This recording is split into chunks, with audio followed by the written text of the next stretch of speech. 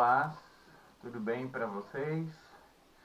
Então, vamos começar nossa primeira videoaula de verdade, que será aula sobre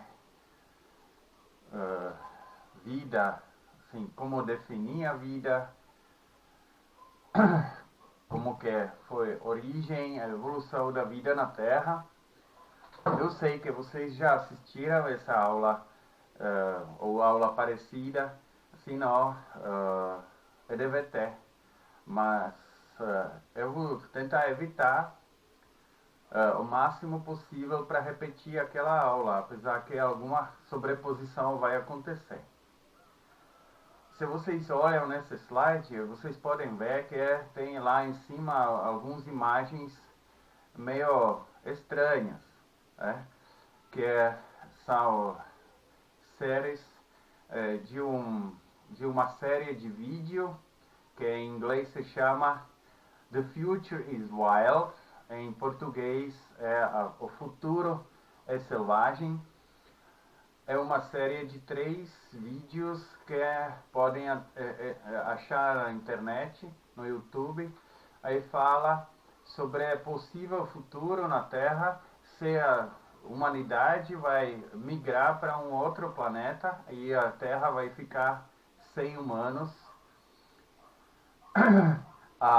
Não é pura ficção científica, mas tem a equipe que fez esses vídeos continha futuristas, biólogos, engenheiros e vários outros cientistas, então é uma previsão possível. Tá? Então quem está interessado pode assistir. Então primeiro a gente precisa saber o que a vida é. Não é tão fácil definir a vida, né? A vida é estudada por biologia, né? Que já o nome contém, assim, bios é vida e logos é aprendizagem ou ciência ou alguma coisa, discurso sobre o assunto, né? Mas vida ainda ninguém conseguiu definir, né? Sempre se fala a vida é quando alguns pré-requisitos são cumpridos, mas ninguém consegue falar a vida é alguma coisa. Tá? Problemas surgem em 3 categorias. Né? Aqui eu estou relembrando assim daquela aula do EDVT, que tem pelo menos 3 básicos situações problema no conceito da vida. Tá? Situação 1 é definir a fronteira entre a vida e não vida, né?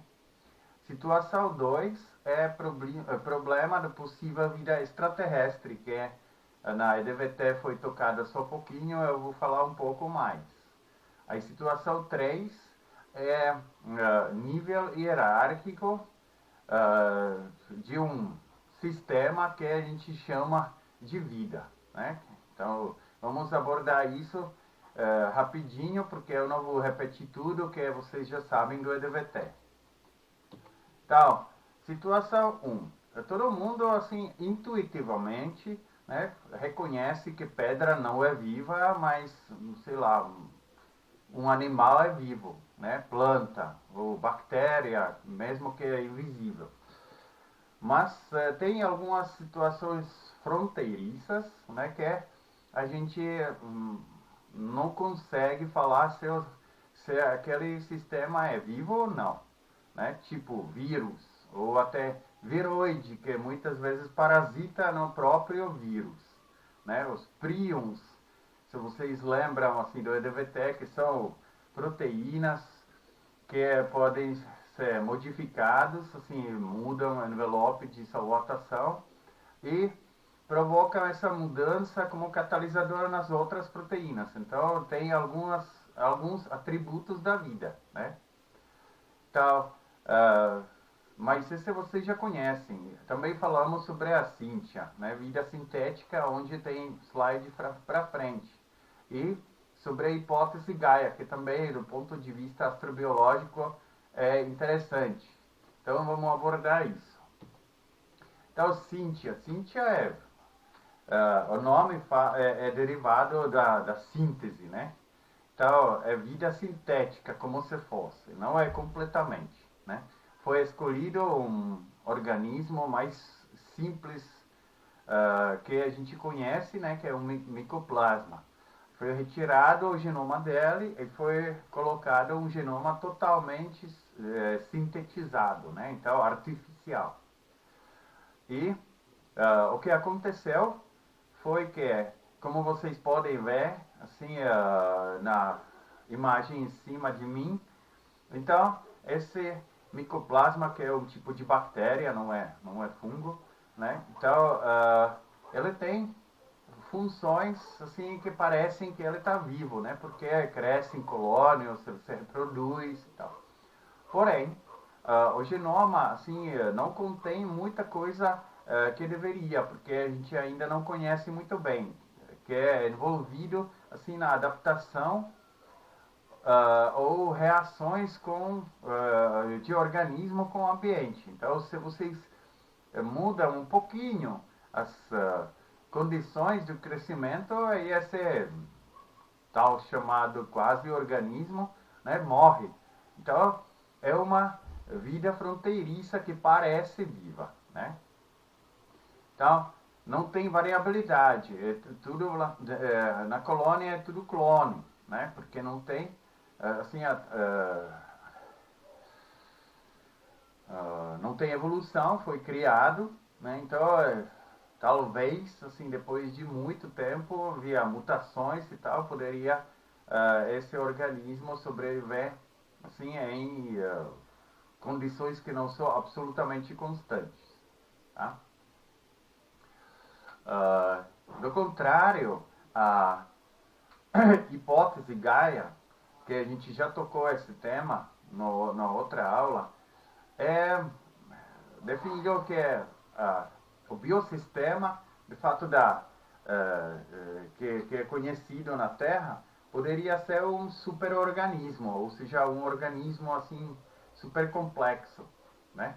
Então, a gente já se falou assim que uh,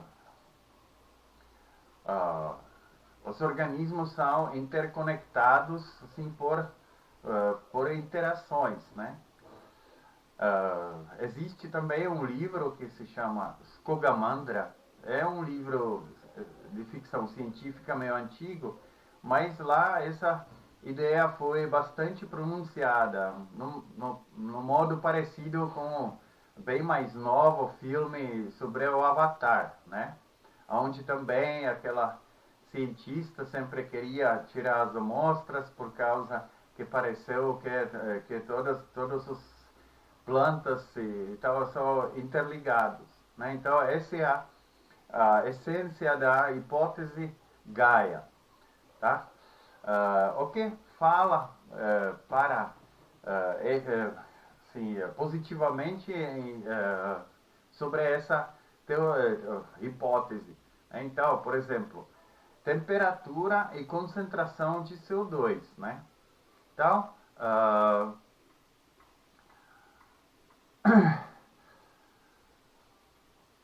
gente se falou sobre a evolução da Terra primitiva, que é, de fato, com o tempo, como o Sol começou a brilhar, no começo estava com 70% de luminosidade e assim, o brilho dela com o tempo aumenta, né? Então, esse foi acompanhado, por outro lado, sim, por diminuição dos efeitos estufa, né? Que é como se fosse na hipótese Gaia, esse organismo se adaptou à luminosidade maior, então diminuiu esse efeito estufa para a temperatura ficar estável, né? Então esse é um fator que fala para a possível hipótese Gaia. Desculpem, outra é salinidade do oceano. O sal do oceano veio assim pela erosão das rochas, né? Quando a água estava caindo, erodindo, aí já que se evapora, evapora-se sem sal. Então o sal se concentra nos oceanos. Porém, assim, já foi calculado que a salinidade dos oceanos deveria ser muito maior do que é de verdade. Então parece que, de novo, o organismo, tal chamado organismo de Gaia, regula essa salinidade. Tá? Por fim, a concentração de oxigênio na atmosfera também é um fator que fala assim a favor dessa hipótese, né? Que oxigênio é um elemento bem reativo. Então, ele tem que ser constantemente reposto, porque senão, aí, em alguns 20, 25 anos, aí não teria mais oxigênio, né? Então, uh, esse parece também que é alguma coisa maior está regulando essa concentração que desde que se evoluiu depois daquelas extinções em massa que a gente se mostra um pouquinho mais tarde. Então, desde a última glaciação global, então, o oxigênio parece que está relativamente estável, né? Entre, sei lá, 15% e 35%. Então, que são extremos, normalmente em volta daqueles 20%.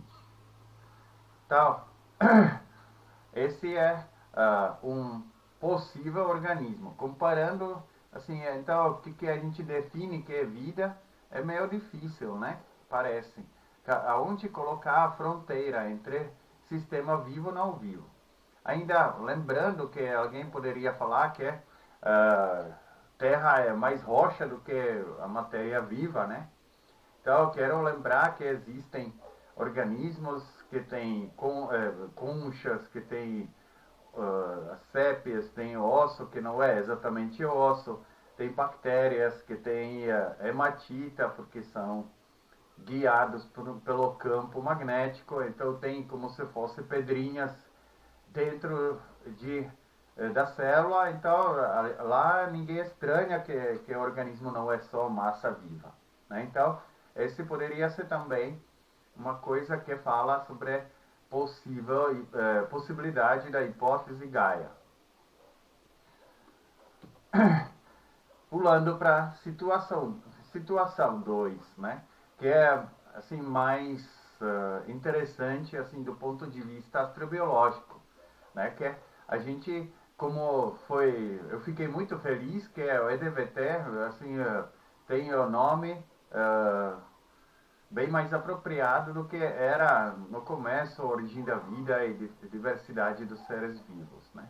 Então, EDVT é evolução e diversidade da vida na Terra.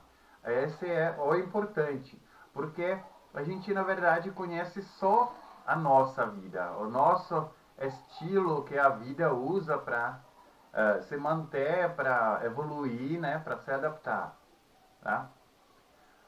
A vida extraterrestre não precisa seguir o mesmo, apesar como a gente vai ver assim na outra aula que é sobre vida baseada no carbono e água. Então, de longe esse material é mais vantajoso para construir a vida, mas ninguém falou que é a organização dos organismos, para usar essa palavra. Então, tem que ser do mesmo jeito como a gente pensa, né? Como a gente sabe, né? Então, não tem razão para pensar que nossa vida é baseada... desculpem. A vida extraterrestre tem que ser baseada, sim, na informação contida em DNA, né? Que pode usar outros recursos para ganhar energia, não precisam ser enzimas ou tal. Então, se a vida extraterrestre não usa isso, Então, esse, de novo, dificulta nossa possibilidade de definir o que é vida. Né? Então, como que a gente vai perceber uma vida extraterrestre se a gente não sabe assim, as extensões que a vida pode tomar se não for exatamente nas nossas condições aqui na Terra, né?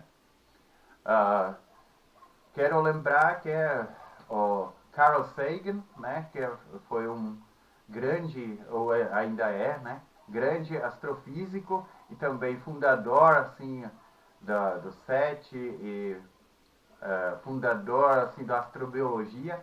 Então, ele tinha uma ideia quando a sonda Galileu, né, que foi estudar Júpiter e os arredores dele. Então, ele tinha uma ideia que quando estava quase chegando a Júpiter, ele fez uma tarefa para Galileu, deixou que a sonda vira para a Terra e perguntou: esse objeto que você tem em foco, ele apresenta a vida? E a sonda respondeu que não. É estranho, né? Porque a Terra é a única que a gente sabe que vida tem. Então, essa é assim, uma amostra que a gente não sabe nem assim o que procurar. Porque a sonda, que de fato já deveria até saber que quer procurar vida parecida com terrestre, nem ela conseguiu reconhecer, a não ser reprogramada.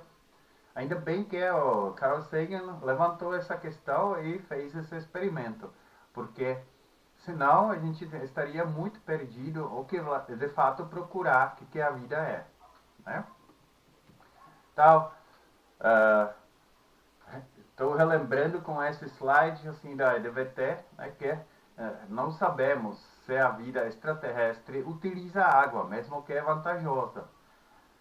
Não sabemos se usa carbono, poderia ser silício. Imagina que poderia ter um planeta que é feito assim de rocha cheia de silicatos e metais, que é na verdade uma coisa parecida com algum processador, né? Então lá poderia ter vida assim meio que robótica, ou seja, meio que para nós muito estranha, assim, que a gente poderia comparar um pouco com, sei lá, por exemplo, o vírus do computador, né, os programas de evolução, como jogos no computador. Então, o planeta poderia ser cheio disso, né, já que assim, o hardware seria o próprio planeta. Né? Então, esse também dificulta muito assim como a gente define assim, o que a vida poderia ser, como definir ela. Né? Então, não sabemos assim, se vai usar algum código genético ou se ele vai usar aminoácidos, que também não precisariam ser aquele levógeros como a gente usa, e assim por diante. Então é muito difícil, do ponto de vista extraterrestre também, sim, definir o que a vida é, porque a definição da vida deveria ser aplicável a tudo, não só a um grupinho dos organismos que a gente conhece na Terra. Esse poderia ser assim, visualizado, existem vários tipos de assim, projetos que acabaram sendo filmados, né? Tipo esse projeto de um planeta hipotético que se chama Aurélia.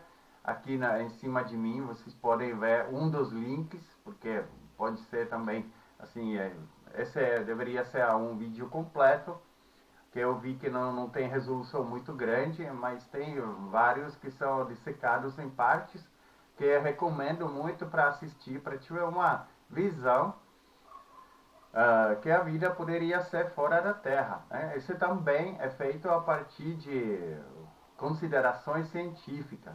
Né?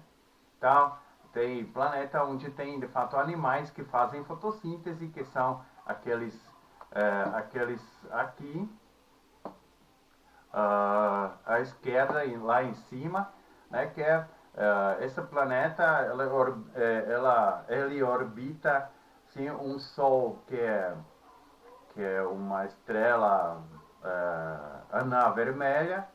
Então ela tem às vezes aqueles flares de luminosidade alta. Então elas têm esse chapéu que funciona para captar energia solar, mas quando chega aquele flare, eles de fato fecham esse chapéu, então se protegem contra aquela radiação UV muito forte daquele flare, daquele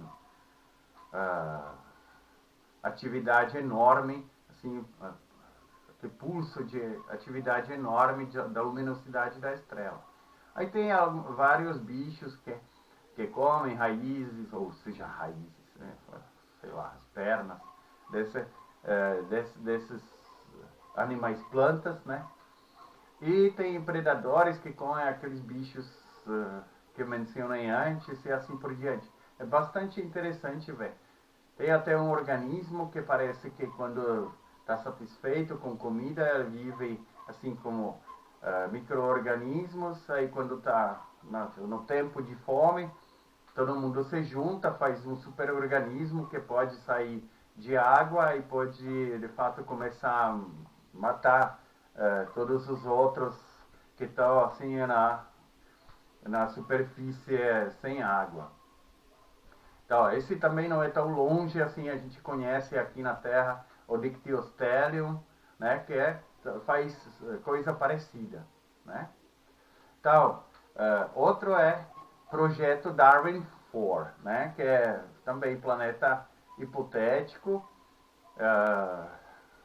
situado acho que no próximo Centauro, que ainda foi feito antes de saber que Próximo Centauri tem realmente um planeta habitável.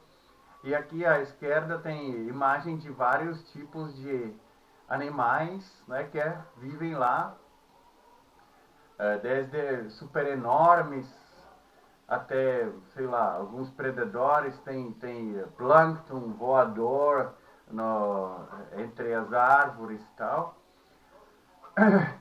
Tem bichos que tem, por exemplo, duas pernas, mas não assim como a gente conhece, assim, mas como se fosse uma mão e uma perna, e vivem numa boa, né? Então esse também é feito a partir de considerações científicas. Então esse é acho que é até um seriado que tem duas sondas que chegam lá e estão experimentando assim como que a vida ali se conhece, fica, né? Então recomendo também ver, porque esse vai alargar um pouco seu horizonte assim que a vida poderia ser, que não é exatamente só como a gente conhece aqui na Terra.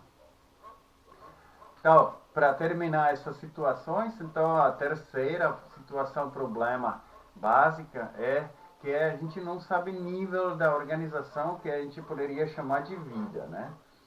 A gente já tocou esse tema no EDVT, então só estou lembrando que, sim, tipicamente a vida se considera uma célula, mas, por exemplo, você e eu, nós somos um organismo, a gente se chama um organismo vivo, como unidade, né, o ser humano. Mas ser humano é feito de bilhões de células, então quem é vivo? A minha célula de fígado, ou de cérebro, ou sei lá, de pele, ou eu mesmo.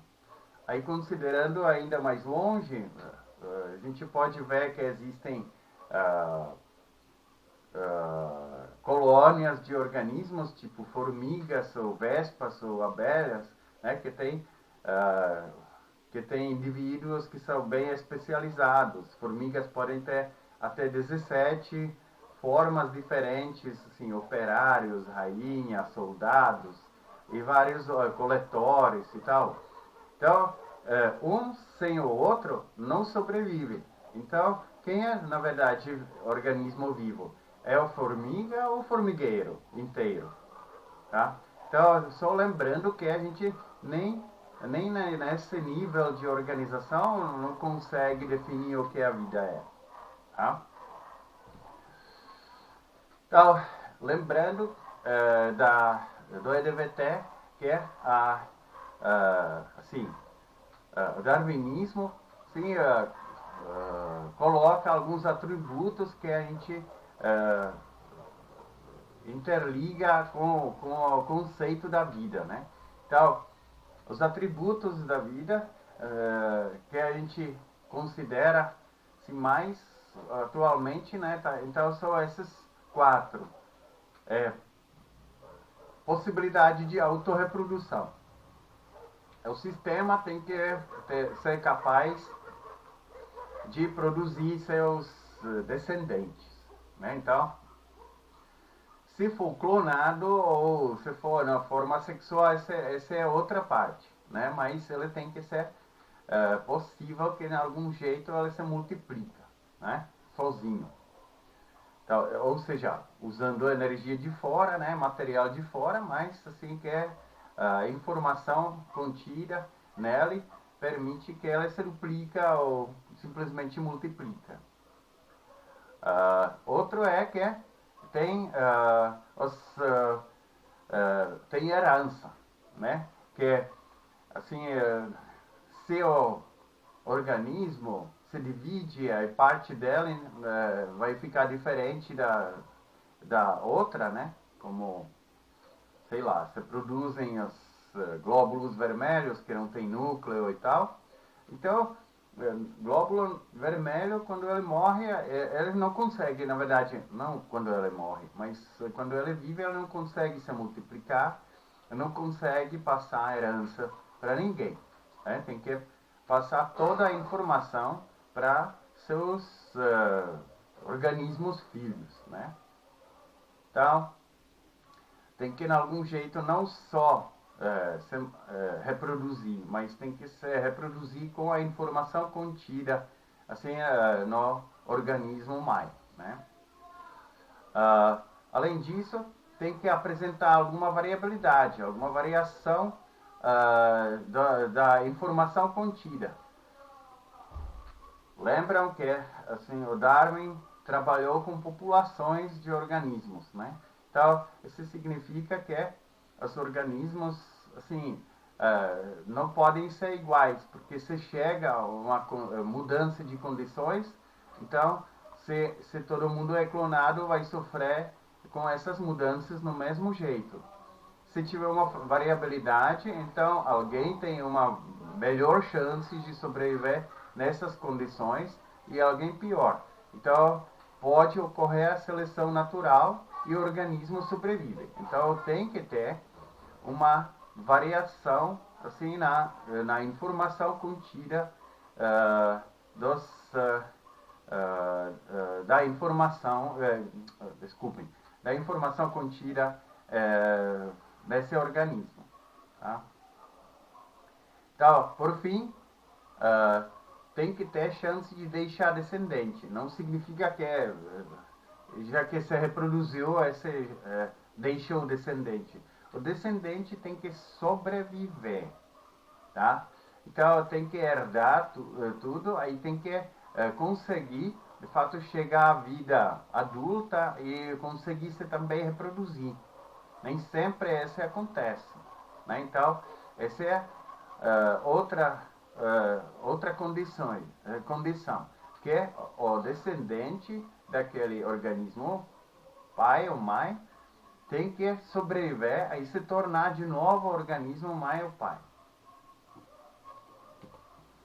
Bem, aqui tem algumas lembranças que existem. Existem umas definições meio que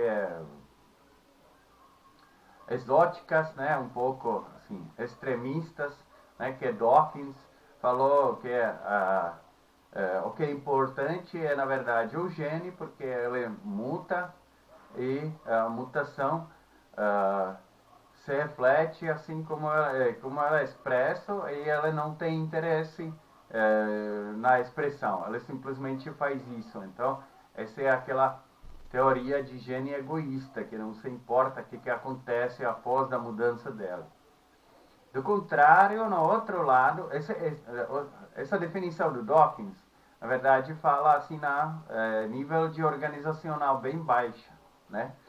Do contrário, o Hall, né? Então, ele fala sobre papel central aos interagentes. Então, na verdade, não importa gene nem organismo, assim, desde que a gente define mais a interação entre os organismos e entre o ambiente e o próprio organismo.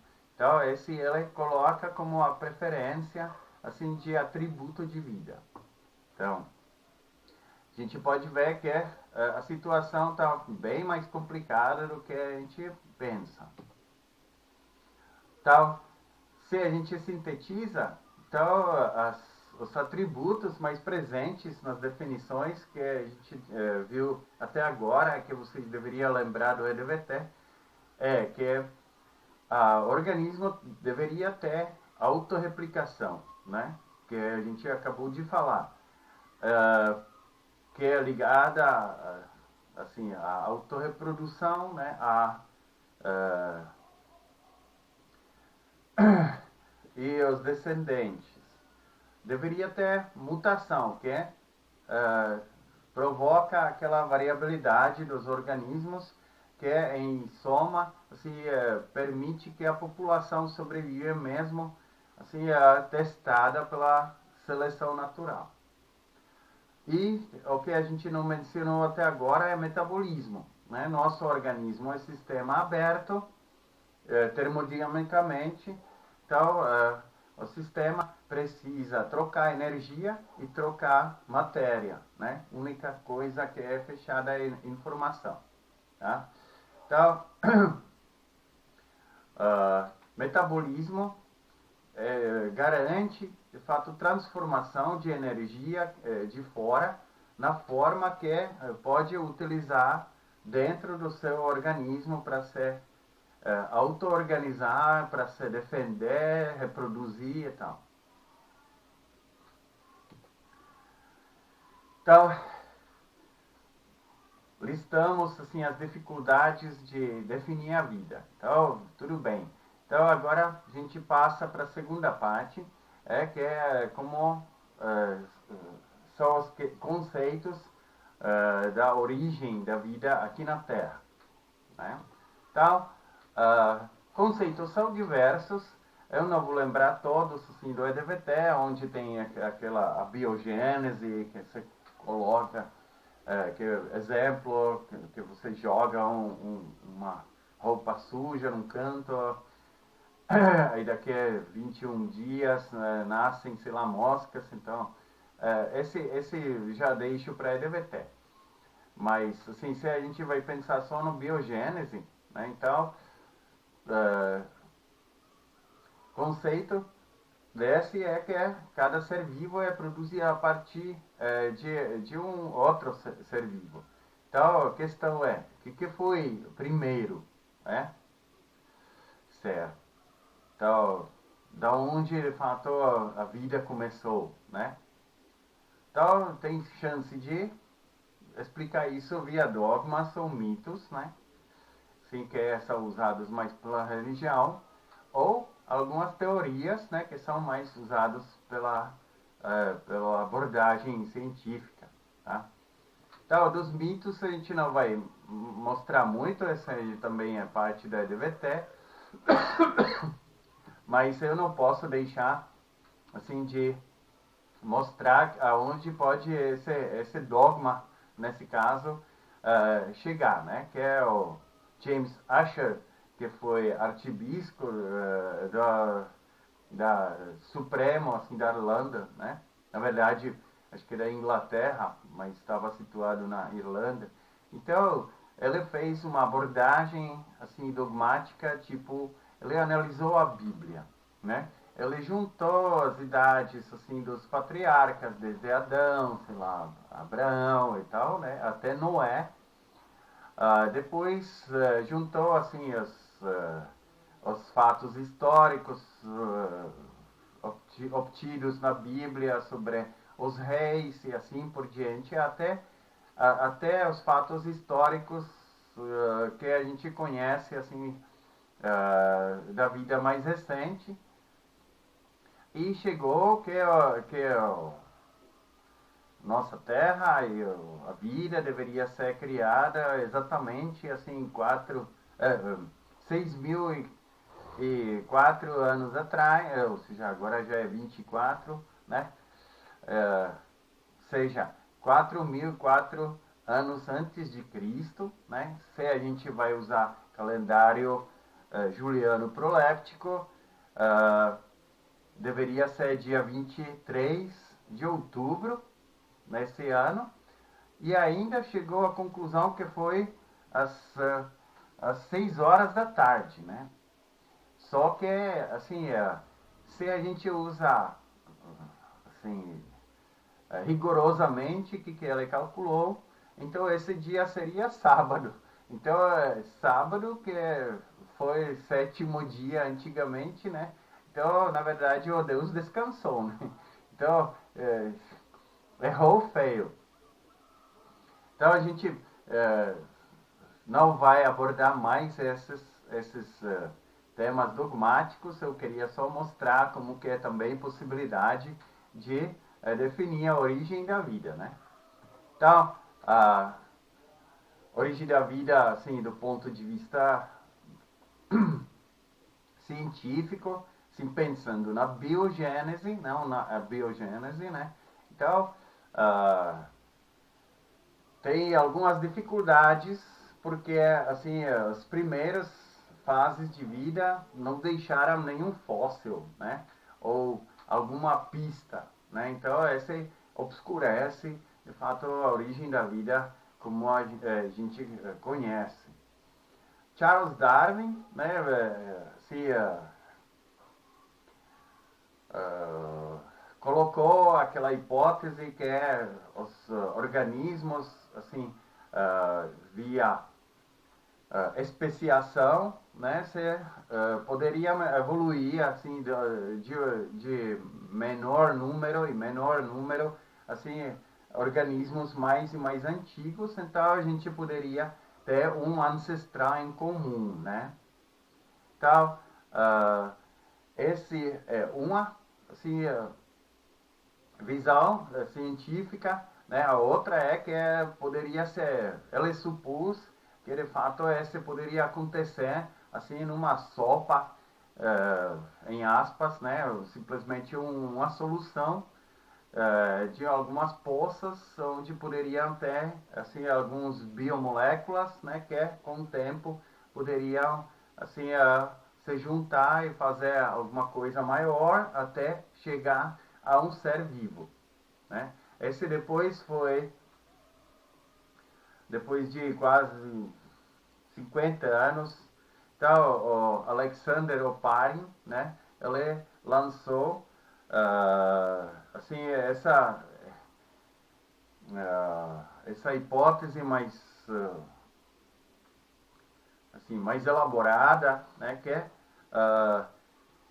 incluiu tipo coacervados, né? Então algum tipo de envelope e tal, falou um pouco melhor, ou seja,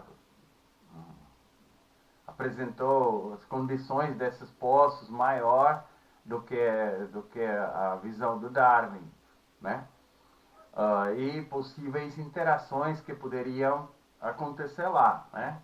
Então, ele supôs que poderiam ocorrer as reações químicas entre moléculas simples, né? Como metano, monodióxido de carbono, os restos de hidrogênio, né, sulfeto de hidrogênio, ou não sulfeto de também dá para falar, mas é ácido sulfídrico, né, ácido cianídrico, como ácidos ou bases, tipo amônia. Esse a gente já também abordou um pouco na disciplina de EDVT, né? Mas que já foi até comprovado que essas reações podem acontecer. A gente vai ter também aula sobre isso assim na vida primitiva e a auto-organização dos biosistemas, né? Então, esse com visal, que a evolução ocorreu mais do que em 6.000 anos, né? Mas que tinha milhões até bilhões de anos. Então, que a evolução tinha tempo para ocorrer, né? Então, esse poderia, mesmo com velocidades super baixas, e com assistência de raios que a gente também apresentou na Terra primitiva, né, que é a atmosfera bem mais densa, provocava muito mais raios, tinha raios UV também, assim, do Sol, porque não tinha proteção nenhuma. Então esses de fato fontes de energia poderiam assistir essas reações produzindo biomoléculas. Essas biomoléculas poderiam interagir no modo assim parecido e formar algumas macromoléculas, que a gente também vai ver naquela aula. Em algum estágio tinha que se juntar também assim as moléculas lipídicas ou anfifílicas, que poderiam ser ácidos graxos no começo, proteinoides, né, assim que é hidrofóbicos, né, que formariam, sei lá, umas protocélulas, né, que o Parin chamou de coacervados. E junto com assim as biomoléculas assim, e o metabolismo rudimentário, esse poderia evoluir, assim, coacervado, separou, de fato, o que acontece fora e dentro, então poderia ter gradientes diferentes, sim, e tornando-se reações mais específicas e tal, até chegar à vida, como a gente pode ver nesse slide, que o tempo corre de baixo para cima, né? Então, a essa teoria que é chamada evolução química gradual poderia começar ainda antes de se formar a Terra, né? A gente se falou na astroquímica que já assim no sistema solar, que se forma a partir de nuvens moleculares gigantes, já podem ser contidos vários tipos assim, de compostos, especialmente aqueles simples que o Parin já estava incluindo na síntese abiótica assim, de algumas macromoléculas. Né? Então, estou lembrando que esse já poderia ser pré-formado antes de se formar o sistema solar. Na própria Terra, né, a gente se falou sobre aquelas reações, né? Então aqui tem uma revisãozinha que dá para assim, sintetizar vários tipos de moléculas. Aqui são produção de açúcares e nucleobases. Deveriam rever a aula do EDBT para saber mais, né? Então, esse foi possível. Açúcares a partir da reação de formose, os nucleotídeos a partir de condensação do ácido cianídrico, né?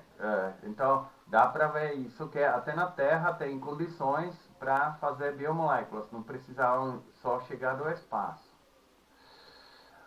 Os coacervados, né, eles podem realmente assim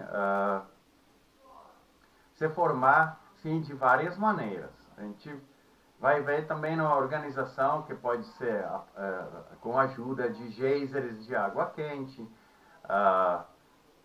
pode ser também assim na máquina Vita, que é poroso, né? Aquelas microcavernas poderiam de fato aderir na superfície essas moléculas anfifílicas que não gostam de ficar assim dentro da água e assim por diante. Uma coisa interessante é que à esquerda na figura tem também alguns tipos assim de saquinhos, né, que parecem como lipossomos, lembram da bioquímica. Então, mas eles são feitos a partir de acetonitrila. Né? Acetonitrila é um composto assim que a gente usa na cromatografia de alto desempenho. Para nós é uma coisa venenosa, mas foi foi observado a possibilidade de formação disso assim nas condições que são encontrados na atmosfera do Titã, daquela lua do Saturno, né? Então, os coacervados podem ser originados de várias possibilidades, né? Então, esse também não exclui possibilidade da vida, aquela metânica no Titã.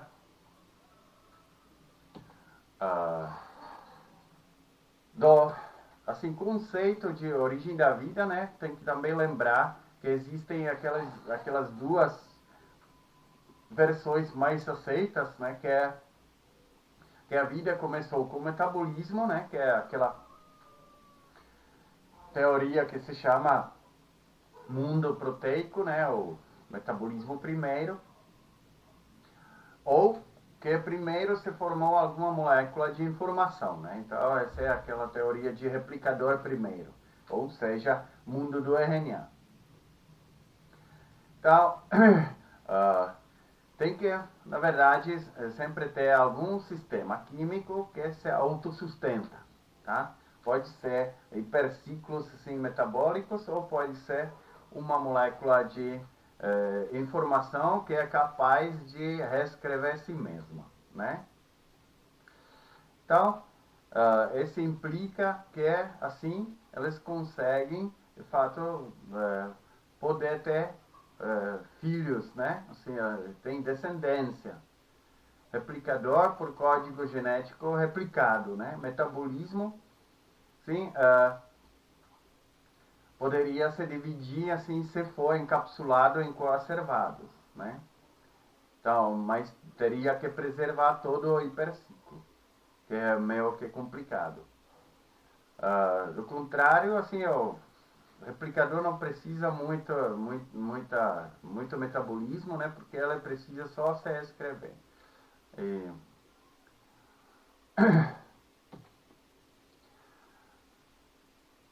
aqui é, de fato, a imagem que ou seja, a slide que relembra sim, a teoria de metabolismo primeiro, ou seja, o mundo das proteínas, né, que o que é assunto aqui é que o organismo precisava de energia para, de fato, se autossustentar, né? Então, aqui, relembrando que poderia ficar nos coacervados, poderia ficar nessa máquina vita, né, que são aqui essas imagens, que mostram assim aquelas microcavidades que no começo poderiam servir como se fosse uma protocélula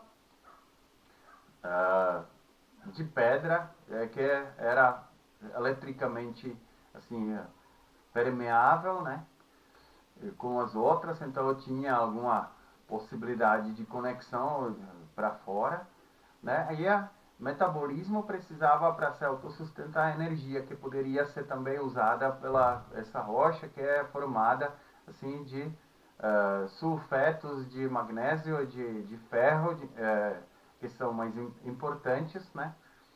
E assim oxidando esses sulfetos de ferro poderiam de fato ganhar energia e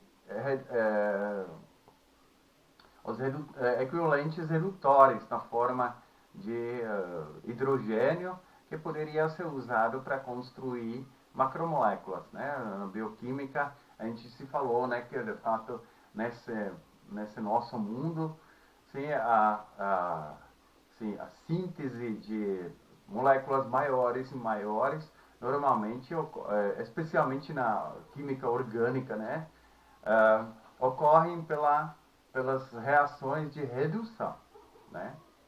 E oxidação é, na verdade, quebra de proteínas e ganho de energia, né? Então, só estou relembrando sim, a possibilidade sim, de metabolismo como primeira fase assim, da origem da vida. O replicador, vocês têm, na TIDIA tem alguns vídeos assim, que são também mencionados aqui nos slides, né? Então, o objetivo do replicador foi ganhar informação suficiente para codificar assim possibilidade de se autorreplicar, né? Então, primeiro usando assim um molde assim meio aleatório como argilas, né? Aí depois poderia com assim seleção natural funcionando, que é escolher as moléculas que no começo continham uma sequência aleatória, algumas versões dessa sequência tinha alguma vantagem, então elas ficaram mais tempo, né? E assim pela seleção natural poderiam no final desse período usar molde de si mesmo, né? Lembra aquele grupo 1, grupo 2, assim, do EDVT.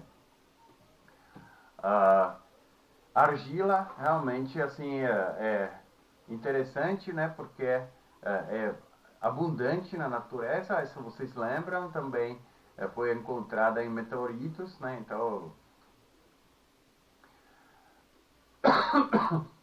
poderia vir assim de várias fontes. Então elas crescem em soluções saturados que provém então o material necessário para a vida e são estruturas assim lamelares que podem assim aquela lâmela pode organizar assim os nucleotídeos no modo que eles se assentam um do lado do outro aí com o tempo poderiam polimerizar porque nenhuma reação assim tem constante de equilíbrio assim deslocado para um extremo, né? Então não é super provável, mas pode acontecer, né? Esse também assim se os nucleotídeos se aderem nessa superfície, eles ficam assim mais concentrados, né? Então isso poderia levar àquela autoconcentração de nucleotídeos, né? Esses também ainda tem uma chance diferente. Esse slide lá embaixo, eu procurava por muito tempo. Ele mostra que nas situações perto daqueles fontes hidrotermais no fundo do oceano, né, poderia existir assim a camada desses microporosa que assim de fora era mais fria do que mais para dentro, né? Então os nucleotídeos poderiam de fato percorrer um tipo de reação do PCR, né? Que é de fato na temperatura mais alta eles poderiam dissociar, aí na temperatura mais baixa poderiam reassociar, como nem primer com um molde no PCR. Então esse poderia produzir os primeiros replicadores, meio que aleatoriamente, mas depois assim com a ajuda de seleção natural poderia levar à produção de um replicador que já consegue se autorreplicar sem necessidade desse molde. Então, esse foi só revisão assim da evolução química gradual. Agora sobra mais duas, né? Que é uma delas é panspermia, né? Essa é uma hipótese ou teoria, na verdade, que a vida chegou para a Terra de outro lugar, né?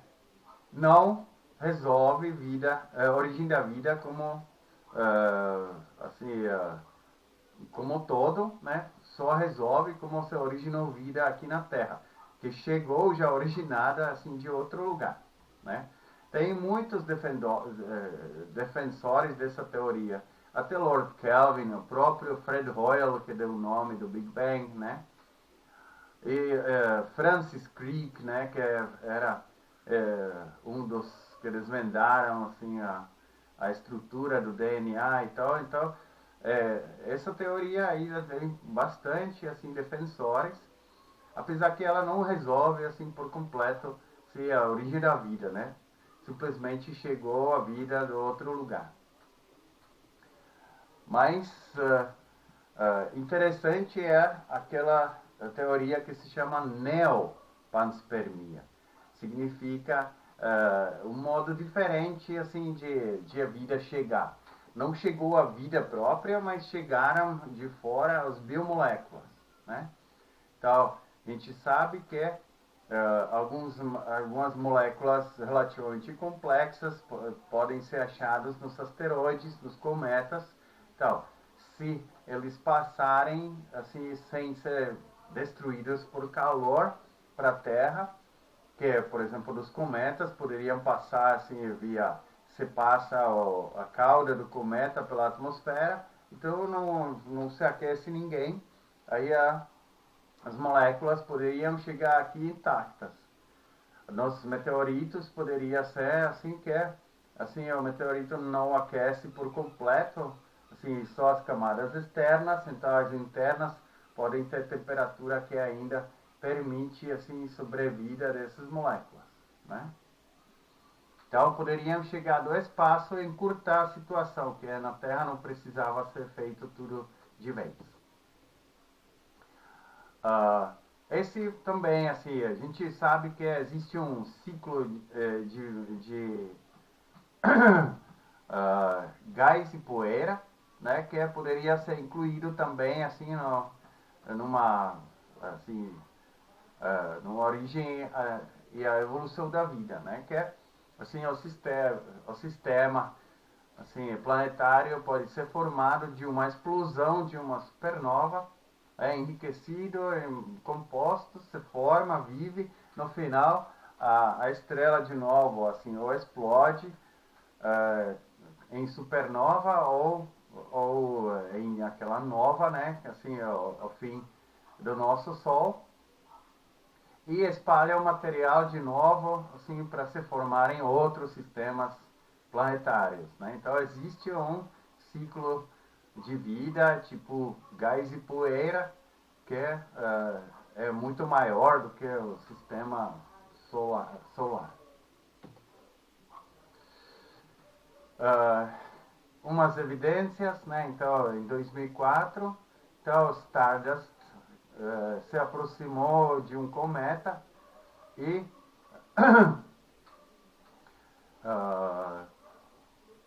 fez análise assim do conteúdo que levou a conhecimento que lá ficaram assim série de moléculas de hidrocarbonetos complexos que poderiam ser utilizados como blocos de construção da vida, né? A sonda espacial Deep Impact, né, um ano depois, assim, descobriu assim, uma mistura de argila e partículas orgânicas assim do cometa Tempel 1, né? Então a gente pode ver que assim tanto o material assim de molde como o material de construção poderiam ser presentes assim nesses fósseis assim, do nosso sistema. O Fred Hoyle, né, e aquele indiano que eu nunca consigo falar o nome dele completo, então, porque é muito longo, muito complicado. Então, eles tinham também uma visão que a vida se pode, assim, as tentativas de origem da vida poderiam ocorrer várias vezes, né? A razão disso é que, se vocês lembram, assim, quando a gente falou como se formou a Terra, então quando o Júpiter e Saturno entraram naquela ressonância orbital 2:1, então isso provocou assim uma chuva maciça de meteoritos que chegaram na parte interior do nosso sistema solar, né? E ocorreu aquele bombardeamento maciço tardio assim de meteoritos que eram, sei lá, uns 500 milhões de anos depois de Terra se formar. Então a vida já estava tentando começar, mas a chuva de meteoritos foi tão intensa que simplesmente a vida não resistiu, foi esterilizada. Aí tentou começar de novo, aí de novo e de novo, Aí com o tempo, como a frequência assim dos meteoritos estava decaindo, então a vida tinha um pouco mais e mais chances, né? Até que o efeito esterilizante, sim, na chuva diminuindo, né? Foi tão assim, insuficiente que a vida realmente começou e ficou. Então essa é também uma possibilidade assim que fala para a origem da vida, porque essa esse poderia ser pensado como um aprimoramento, né? Que a vida tentou, não deu certo, mas assim alguma coisa restou. Então, segunda vez já poderia assim ser originada das coisas que eram mais resistentes e mais específicas. Então, essa é também uma coisa interessante para considerar na origem da vida. Ah, a vida também poderia se originar assim fora da Terra, né? Então, né, esse campo é conhecido como exobiologia. Nesse, a gente pensa um pouco mais assim nas condições que são propícias assim, para a vida em geral, né? Então, por exemplo, como a gente aprende que a vida a partir de água, né, é vantajosa, é por causa que a água assim, tem propriedades únicas. Uma das propriedades é que tem uma distância grande entre ponto de fusão e ponto de ebulição, né? Então é 100 graus. Então, isso é importante porque o planeta na superfície tem alguma variação de temperatura, né? Então, se esse intervalo é grande, então a água fica líquida em uma faixa de temperaturas grande. Então, a vida precisa um líquido, né, para manter os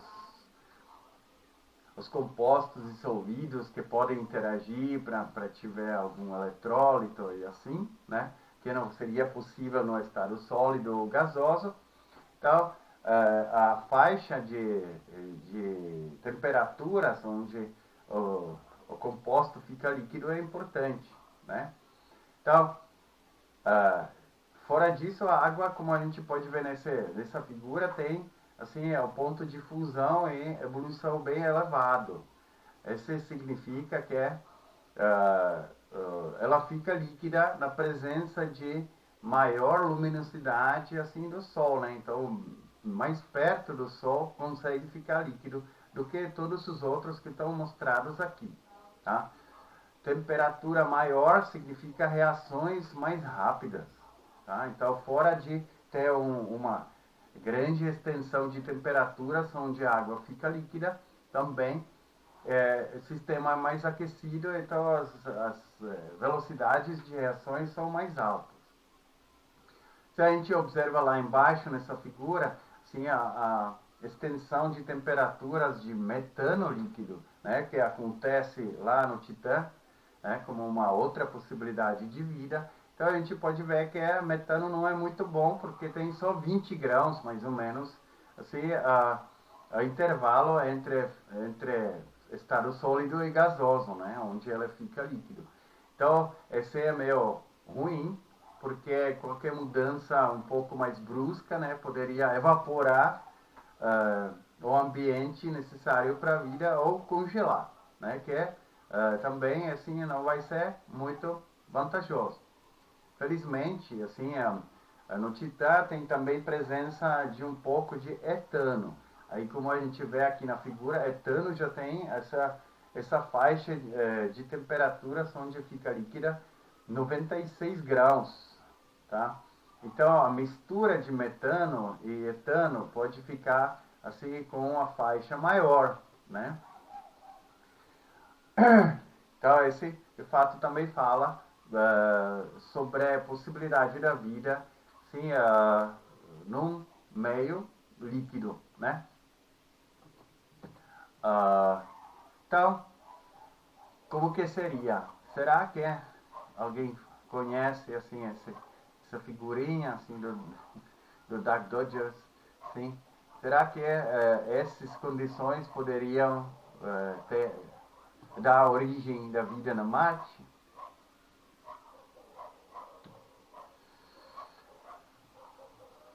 Vou dar uma pausa. Tá, depois de uma curta pausa que eu precisava ir ao banheiro, então vamos continuar. Então vamos abordar agora, já que sabemos, ou revivemos como a vida poderia ser originada, então vamos falar um pouquinho sobre a evolução da vida. Não vou repetir de novo assim tudo assim da disciplina EDVT, mas alguns conceitos mais assim apropriados, ou seja, mais ligados à astrobiologia. Então, relembrando que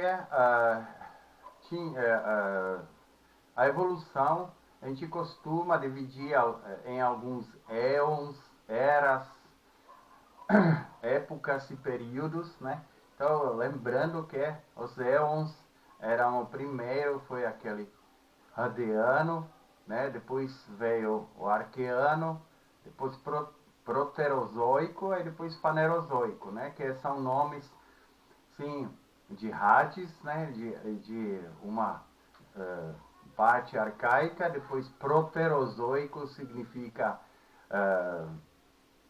primeira vida, né? E o Fanerozoico significa, sim, vida completa, né? Então, só para vocês relembrarem, assim, alguns termos aqui. Se a gente, esse na verdade projetado embaixo tem visto assim uma comparação com tempos percorridos, né? E como que seria a comparação com um ano, né? Lá embaixo. Então a gente pode ver que de fato os primeiros 3 éons duraram praticamente o tempo todo. E o Fanerozoico é o último, sei lá, 700 milhões de anos, né? Então é só pouco. Só que ela é interessante porque lá se originou a vida multicelular. Então, para nós, assim, vale a pena muito mais dividir esse éon em subcategorias, tipo eras, períodos ou épocas, para ver como que de fato a vida multicelular se dividiu, evoluiu, desculpem. Então, se a gente mostra isso assim num slide onde o tempo é em escala, né? Então a gente pode ver que aquelas primeiras partes até aquela amarela é tudo proterozoico, onde se assim, originou a vida, originaram-se as bactérias, árqueas e tal, até os eucariotos, né? Grande avanço foi que se formaram as cianobactérias, né, que produziram oxigênio, e esse mudou totalmente as condições da vida. Ou seja, eu estou errado, né? Está indo assim no modo assim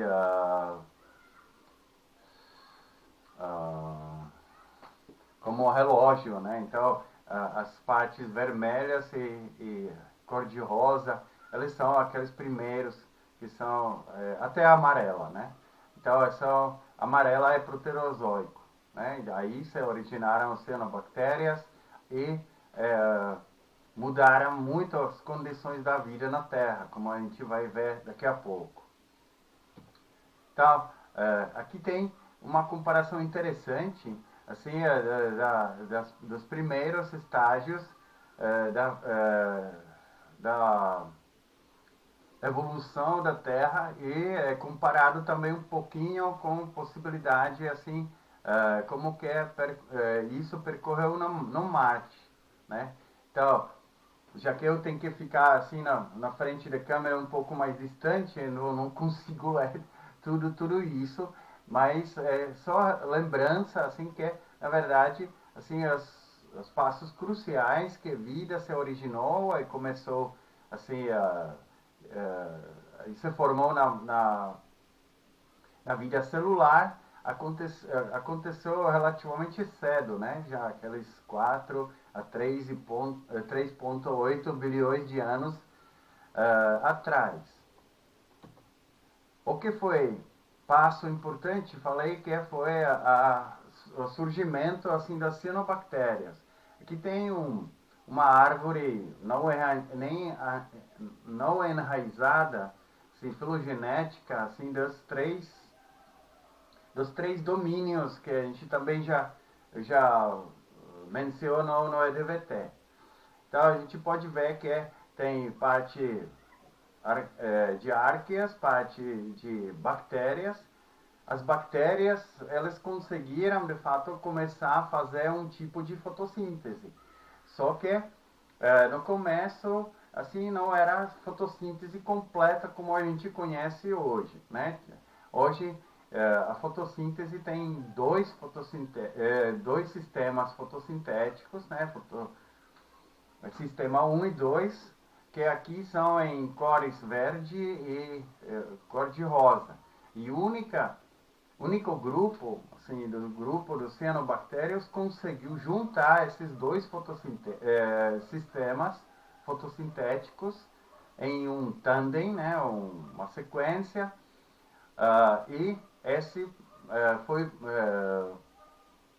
já um sistema que conseguiu produzir energia assim, captada pelos fótons, foi suficiente para produzir oxigênio.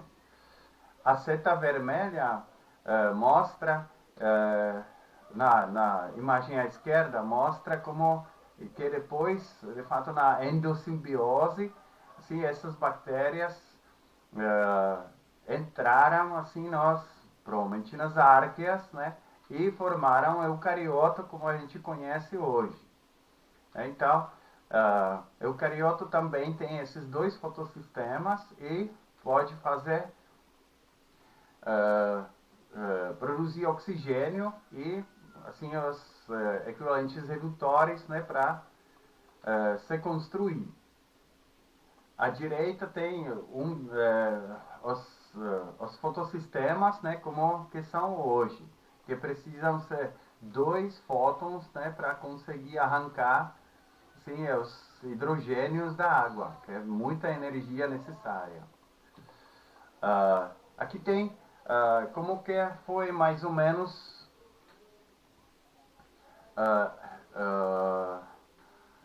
com um fotossistema ou dois, né? Então, à esquerda tem fotossistema das bactérias púrpuras, né? Que contém o fotossistema 1 só. Aí eles usam só assim um ciclo, né? Que transforma a energia de fóton em alguma coisa que pode ser depois utilizada como fonte de energia para a bactéria. A direta tem bactérias assim, verdes, né, que desenvolveram o fotossistema 2. Esse fotossistema já poderia usar assim, o sulfeto de hidrogênio como fonte de energia, né? Arrancavam assim os hidrogênios disso em vez de água e poderiam, de fato, usar essa energia para se autoconstruir. Somente os cianobactérias, pensa-se que foi uma transferência horizontal, né, dos genes, conseguiram juntar esses dois fotossistemas para conseguir assim ganhar tanta energia que foi suficiente para arrancar assim, os hidrogênios da água. Então, o lixo que sobrou foi oxigênio. Tá? Então, eu também, lembrando um pouco assim, a coisa do EDVT.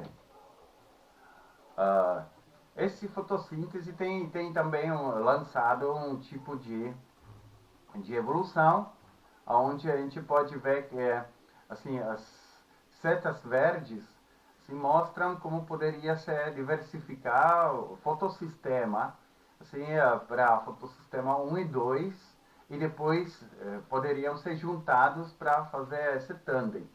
As setas amarelas mostram a evolução assim das proteínas que são ligadas a esses fotossistemas, né? Então, verde significa a evolução da clorofila, ou seja, dos enzimas que constroem a clorofila, e que é diferente no fotossistema 1 e 2. E as amarelas são das proteínas que são envolvidas diretamente assim no fotossistema. Tá? Aqui à esquerda tem uma rocha que mostra assim, várias cores que correspondem assim, às camadas de bactérias com fotossistemas diferentes. Tá? Então, esse não é exatamente assim como que foi, né? Essa imagem que deveria só ilustrar que é possível que várias assim, comunidades de bactérias com sistemas diferentes podem conviver.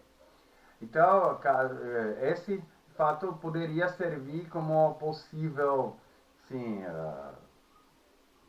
modelo que mostra como que poderia chegar àquela transferência horizontal, já que uma sociedade de bactérias assim que tinha um fotossistema poderia conviver assim do lado de uma outra comunidade que tinha outro sistema e permitindo assim possível junção desses dois fotossistemas. Então, a fotossíntese provocou a produção de oxigênio. Esse tinha um efeito drástico assim, na evolução da atmosfera da Terra, né? Incluindo assim, mudança assim, de concentração de gases estufa. E esse provocou um efeito que a gente conhece como glaciação global, ou seja, terra bola de gelo.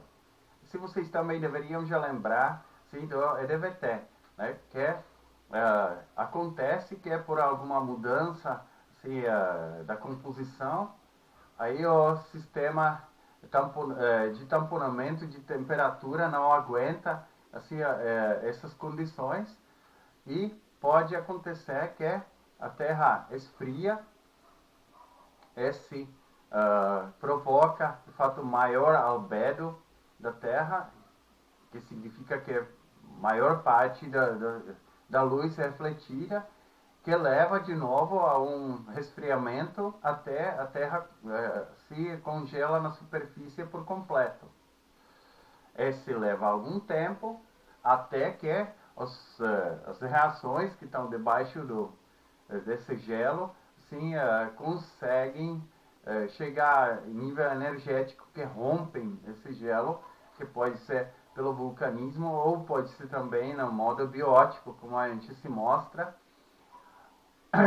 que provoca assim, a evolução de muitos gases estufa e assim por diante, o descongelamento da Terra. Normalmente descongela por completo e depois se estabelece de novo algumas condições assim mais amenas, né?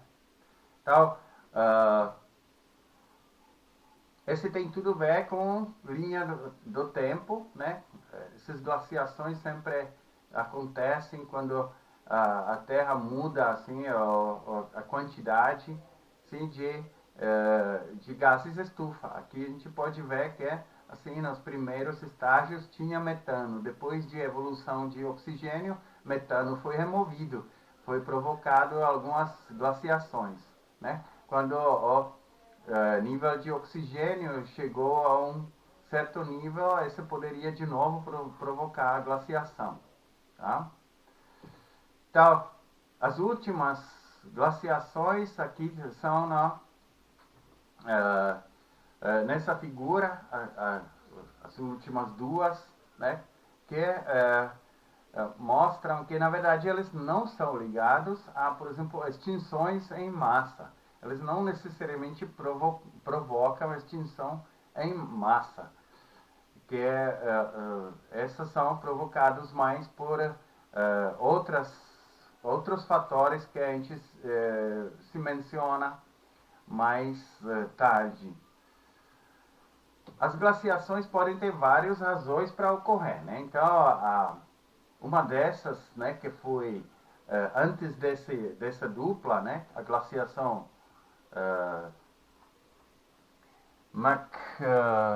Maganiane, né, ou Huroniana, que ocorreu assim, 2 bilhões e 300 milhões de anos atrás, mais ou menos.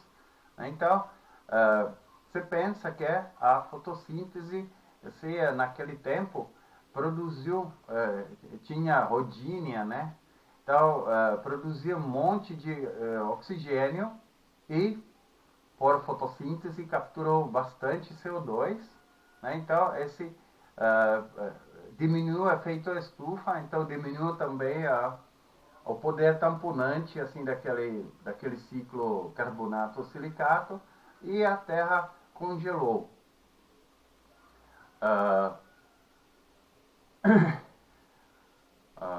Esse estágio durou 250 milhões de anos, significa assim tempo assim, se a gente pensa nos tempos mais recentes, então esse seria começo dos dinossauros até hoje, né? Então, porém, assim, esse provocou aprimoramento assim, das bactérias, especialmente cianobactérias, né? Que continuaram assim,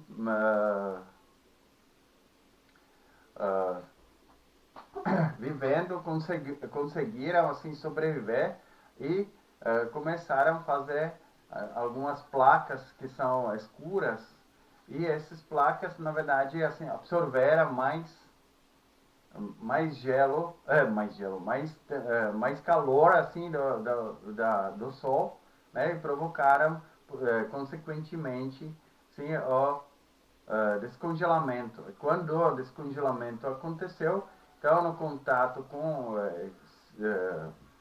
atmosfera com água líquida, aí se levantou muito metano que foi produzido lá debaixo do gelo, assim, nas condições assim, anóxicas, né, sem oxigênio.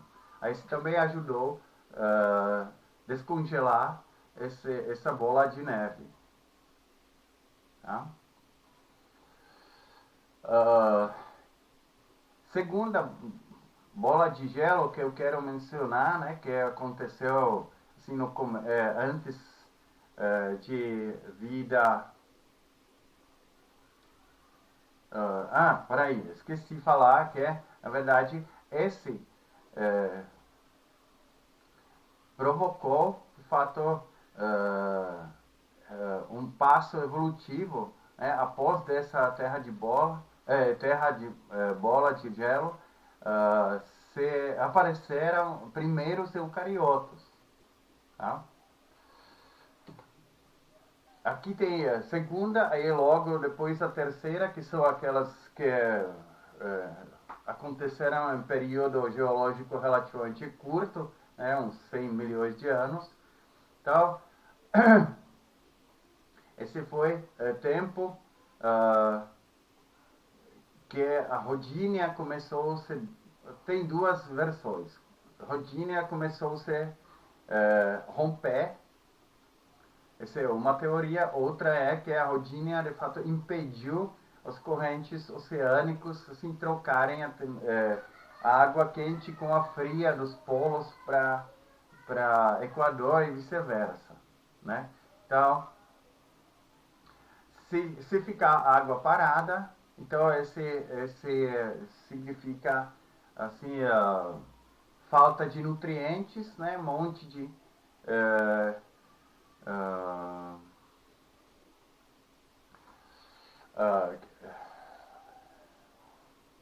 e resfriamento excessivo nos polos, né?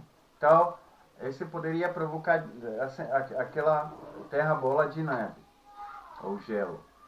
Aí, segundo é que Rodinha se quebrando, aí tinha um monte de lugares onde a água estava assim, rasa.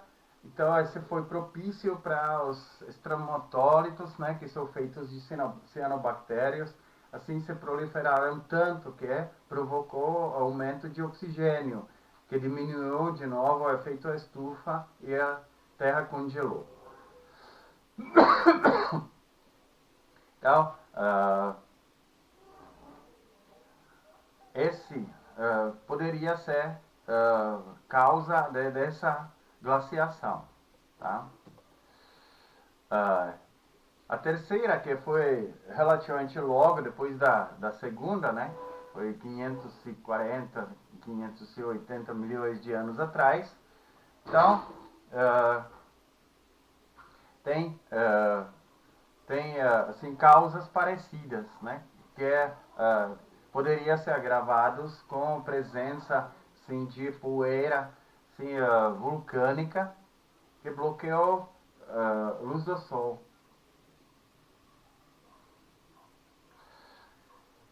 Depois dessas duas glaciações, que de fato testaram os organismos muito mais severamente do que se fosse uma glaciação só, então apareceram os eucariotos, né? Porque assim, esse teste assim, aprimorou organismos muito melhor.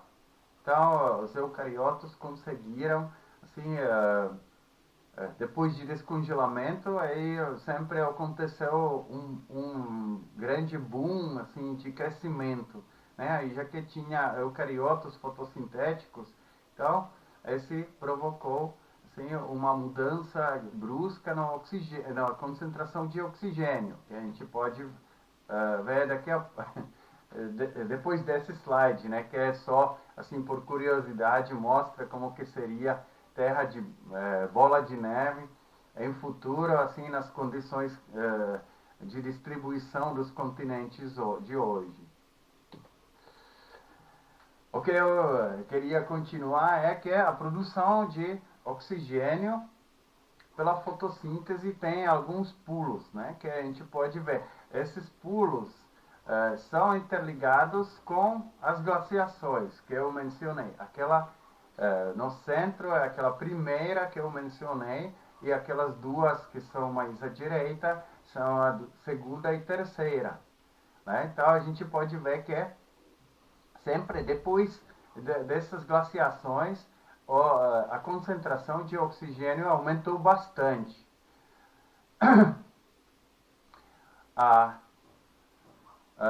Esse provavelmente foi provocado por causa do teste, assim, naquelas condições severas, que só os organismos bastante capazes de vida assim sobreviveram, né? Então, depois do descongelamento, elas se sentiram com muita vontade, né? Já que as condições eram bem mais amenas. Tem que lembrar que as glaciações demoraram assim dezenas a centenas de milhões de anos, né? Então a evolução tinha tempo bastante grande para os organismos se aprimorarem.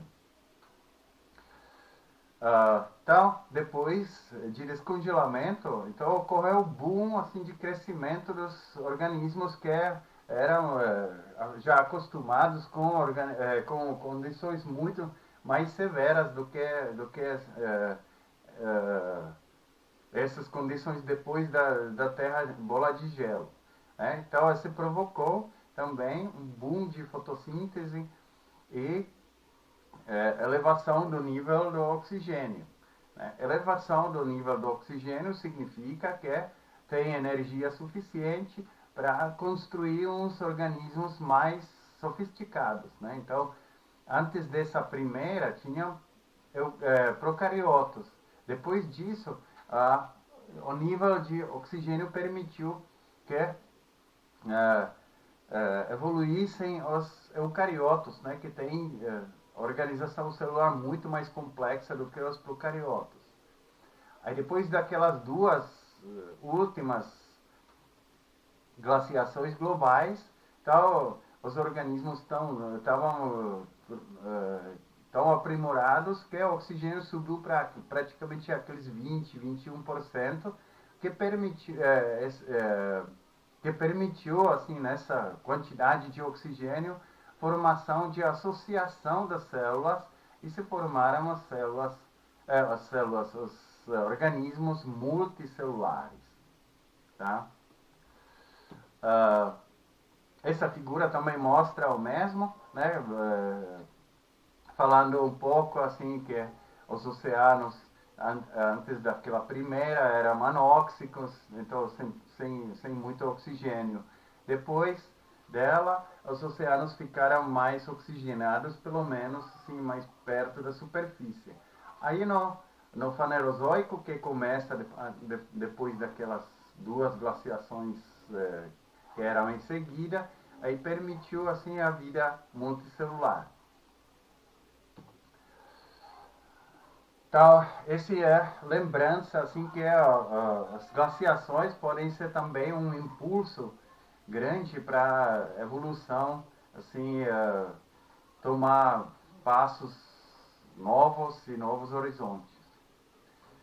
E por fim, eu queria, assim, nessa aula também falar, assim, da importância da tectônica de placas para, assim, a evolução da vida, né?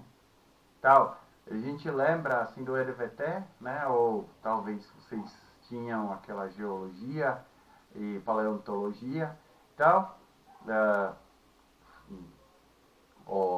aquele meteorólogo, né, que estava trabalhando na Groenlândia ou Islândia, então ele descobriu que chamava-se Veneger. Ele descobriu que os continentes assim se movem, né? Foi desprezado porque foi meteorólogo, né? Então geólogos assim desprezavam por muito tempo, mas se tornou assim evidente que é assim, né? Então hoje a gente sabe que os continentes assim não só assim se deslocam, mas às vezes se juntam em supercontinente, como na Rodínia ou Pangeia, depois se quebra de novo, aí juntam de novo. Então tem uma dinâmica das placas continentais, né, que são daquela crosta que fica em cima da astenosfera, que é plástica, ela não é exatamente líquida, né? Lembram do EDVT que a gente falou sobre isso? Então existem vários tipos de movimentos dessas placas, ou elas se chocam e acontece tal chamada subducção, né, que é uma placa se enfia debaixo de uma outra, ou se afastam, né, como no Oceano Atlântico, e naquela fenda a gente jorra aquela matéria assim de baixo, aí se forma aquela cordilheira, por exemplo, transatlântica, né? Que é a maior cordilheira do mundo. Ou se deslocam lateralmente, que é aquela falha de São Andreas, lá perto do São Francisco, Las Vegas, né? Então, tem atrito lateral, né? Que uma se desloca assim ao longo da outra. Então, aqui tem um mapa assim, que mostra as placas com nomes, né, e a distribuição delas assim, pela Terra. Esse mapa é um pouco diferente, ela também contém essas placas, mas mostra assim, que na verdade nas bordas, nas bordas das placas, nas extremidades, né, acontece maior atividade vulcânica ou terremotos, né? Terremotos são em amarelo e a atividade vulcânica é em vermelho. A gente pode ver, apesar que aqui essa figura quebra esse círculo de fogo no meio, né? Então, existe um círculo de fogo em volta do Oceano Pacífico, né? O que é importante nisso é que atividade vulcânica assim, no fundo do oceano poderia produzir aquelas fontes hidrotermais, né? Que na verdade, assim, pesquisa mostra que eles são justamente assim achados nas extremidades das placas. Aí, como a gente se falou na origem da vida e na astroquímica, né? Então, a vida provavelmente não se originou nos poços, como nem Darwin ou Parin pensava, porque quando se formou a Lua, né, ela estava 10 vezes mais perto, então ondas de maré chegavam a 1 quilômetro de altura, então aí ainda a cada 3 horas, então esse lavaria essas poças assim bem rapidinho, né? Então provavelmente a vida tinha maior chance assim no fundo do oceano, perto daqueles fontes hidrotermais que poderiam sustentar ou aquela hipótese de metabolismo primeiro, né, porque teria lá os compostos interessantes para fazer aquele metabolismo, ou poderia também funcionar como aquela rocha que faz PCR que eu mostrei num slide anterior. Então poderia ser favorável até o modelo de origem da vida pelo replicador primeiro, né? Então, sem tectônica de placas não aconteceria isso. Esse que eu queria dizer, mostrando essa ligação de vulcões e terremotos assim, nas extremidades das placas. Aqui tem uma figura dinâmica, né, que mostra assim, que como as continentes assim mudaram no éon fanerozoico, né, os últimos assim 800 milhões, 700 milhões de anos. Então, se vocês precisam rever, então vocês voltam um pouquinho, aí podem rever essa imagem. Eu acho que até no Tidia tem esse GIF mostrado, assim, para vocês reverem várias vezes. Por fim, eu queria falar com aquelas extinções em massa que nem sempre estão ligadas a glaciações globais, né? O que foi mais importante era a queda do nível de mar, que muitas vezes estava acompanhada a mudança brusca no nível de oxigênio, né? Esse a gente pode pensar, se por algum motivo o nível do mar assim abaixa, então são expostas muitas áreas onde vida marinha existiu. A gente tem que lembrar que até alguns 400 milhões de anos a superfície assim, dos continentes era estéril porque não tinha formado ainda assim a camada de ozônio suficientemente, né? Então os raios UV esterilizavam a Terra, a Terra seca, né? Então sim, então o nível do mar cai bruscamente, então são expostos muitos organismos que morrem esterilizados, se produzem sim, os gases assim, tipo ácido sulfídrico, sei lá, esses que consomem oxigênio, né? Então, a gente pode ver que todas as grandes 5 extinções em massa, né, aquelas Big Five, como se chamam em inglês, aconteceram justamente após de uma brusca queda de nível do mar, como a gente pode ver aqui na imagem assim embaixo. Não estava ligado muito à temperatura que a gente pode ver na imagem no meio. Mas esses níveis essas quedas de níveis de mar eram acompanhados na maioria dos casos, com brusca queda de oxigênio. Tá? Então, ali tem mencionados aquelas 5 grandes extinções em massa, que eu não vou falar sobre isso assim de novo em detalhe, lembrando que aquela no meio, aquelas 250 milhões de anos atrás, que foi a maior de todos, e onde 97% dos organismos foi extinto, e a mais famosa é a última, né, 65 milhões de anos atrás, que provocou o fim dos dinossauros, né, que mostra também que evolutivamente esse pode ser até beneficiário, porque se não acontecer essa, aí os mamíferos não poderiam se desenvolver nessa maneira como estão, e quem sabe que em vez de um Homo sapiens teria, sei lá, um reptiliano que se chamaria Homo saurus ou alguma coisa dessa.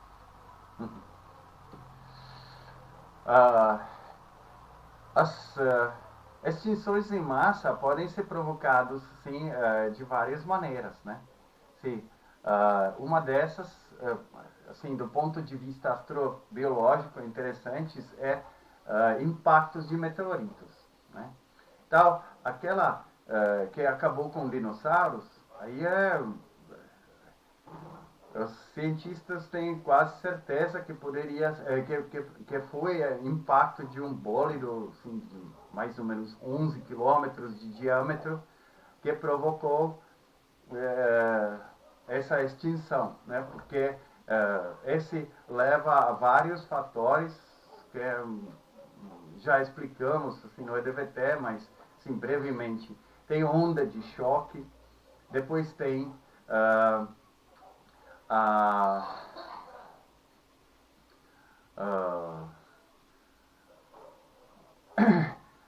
queda de material expelido, né, quente, então eu tenho de fato chuva de fogo. Tem também, isso provoca assim, uma tsunami enorme, né? E por fim também leva a um espalhamento de um monte de poeira que faz aquele inverno que originalmente era chamado inverno nuclear, por ser parecido com resultados de uma bomba atômica, né? Mas assim, esse inverno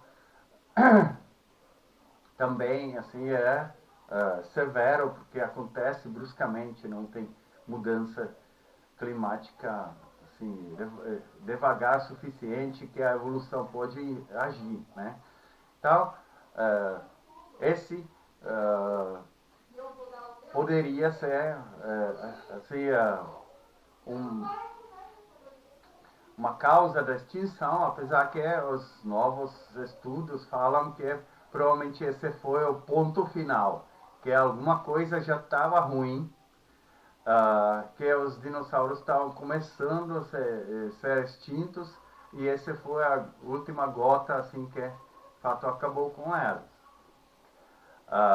Se a gente observa, isso aconteceu assim na região onde hoje é a Península Yucatán, né? Aí, por sorte, assim, o bólido caiu na água, né? Então, os efeitos eram muito menores do que seriam se o bólido caísse, sim, em superfície seca, tá? No outro lado da Terra tinha a Índia naquele tempo, né? Que a gente pode ver. Então, aí hoje em dia a gente pode ver que assim, provavelmente ocorreu uma onda sísmica, né, que percorreu a Terra inteira, aí, assim, do impacto até outro lado, onde todas as ondas sísmicas se encontraram e provocaram um vulcanismo intenso na Índia, né? A gente conhece hoje em dia, na Índia existem templos inteiros que são cavados assim numa crosta bem espessa, assim, de lava. Então esse é um ponto interessante. Esse a gente conhece, por exemplo, esse aconteceu após o impacto de um grande bólido no Mercúrio, que no outro lado até cresceram umas montanhas gigantescas. Então a Terra é muito maior, então o impacto provocou assim, uma reação um pouco menor, mas mesmo assim o vulcanismo foi intenso. E por que eu estou falando disso? Porque aquela extinção 250 milhões de anos atrás, então você fala que foi provocada por uma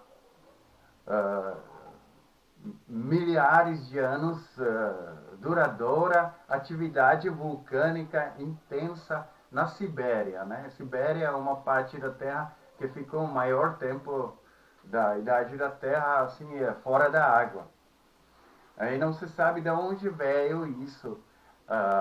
Pensa-se que foi uma pluma gigante assim do magma que saiu do núcleo. Aí provocou esse vulcanismo milenar que expeliu um monte de poeira e tal, começou aquele inverno nuclear, né? Só que se a gente observa na figura lá em cima, então esse teoricamente, assim, considerando aquela extinção dos dinossauros, esse também poderia ser provocado por um impacto de bólido no outro lado, assim, perto da onde hoje seria a América do Sul, né? Só que ninguém nunca achou esse impacto que poderia provocar aquele vulcanismo na Sibéria. Mas tem que pensar que os continentes assim se movem assim, com alguns centímetros por ano, né?